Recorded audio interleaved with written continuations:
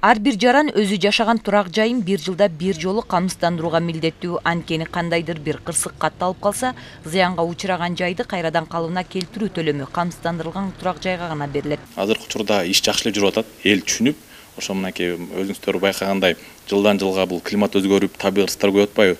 Мына былтыр эле ошо Таласта аябай бир чоң мөндүр болду, жаан жаады, шамал болду. Анан ошондо жарандарыбыз дагы түшүнүш керек да. Эми ошол айыл жергесинде камсыздандыруу тарифи 600 сом. Шаарларда 1200 сом. Ошол эле убакта кандайдыр бир кырсык боло турган болсо, ошо айыл жеринде ошол 600 сом төлөгөн киши 500 миң сомго чейин жардам алса болот.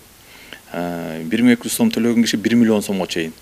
Ошо азыр уже элдер да түшүнүп атат да, ошо мамлекеттин атынан, ошо мамлекеттик камсыздандыруу уюму жардам бере алат экен. Камсыздандыруу боюнча иш өлкөдө 2016 жылдан бери жүргүзүлүп келет.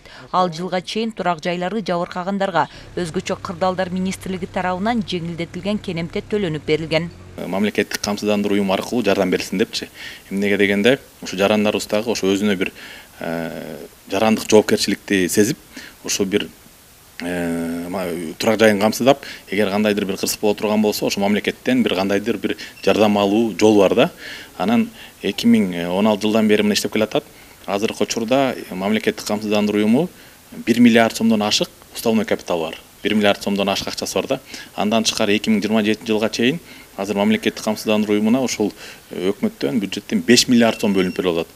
Бул деген нерсе ошо жарандарыбызга кандайдыр бир табигый кырсык боло турган болсо, ошо мамлекеттен жардам алуу жолу ушул да.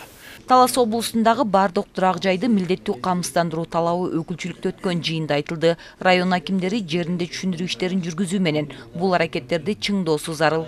Жалпы Талас облусу боюнча 46 миңден ашуун турак жай бар. Ошонун ичинен бизге деген баягы атайын жылдык план берет. Бул жылга ошол 46 миң турак жайдын 14 миңин катташыбыз керек болчу, камсыздандырыш керек болчу. Бүгүнкү күндө план 69, почти 70% аткарылды. Дагы убакыт бар, жыл аягына чейин мен ойлойм, толук 100% аткарабыз деп. Азыр ушу мамлекеттик камсыздандыруу уюму тарабынан жергиликтүү тургундар менен, эл менен түшүндүрүү иштерин жүргүзүп атабыз. Биз дагы бул жерде жетекчилик, ошондой эле өкүлчүлүк, ошондой эле баягы акимдер бардыбыз жапатырмак иш алып барып, түшүндүрүү иштерин жүргүзүп атабыз. Бир жылда бир жол айыл жергесиндеги жашоочулар 600 сомго, ал эми шаар жеринде жашаган жарандар 1200 сомго өздөрүнүн үйүн камсыздандыруудан өткөрүшү шарт. Себеби кырсык катталып калса, камсыздандырылган үйлөргө гана келтирилген зыяндын баасы аныкталып, чыгымдар төлөнөт. Бегайым Асымбаева, Мелис Элебесов, Эркинай Жумабекова, Талаш шаары.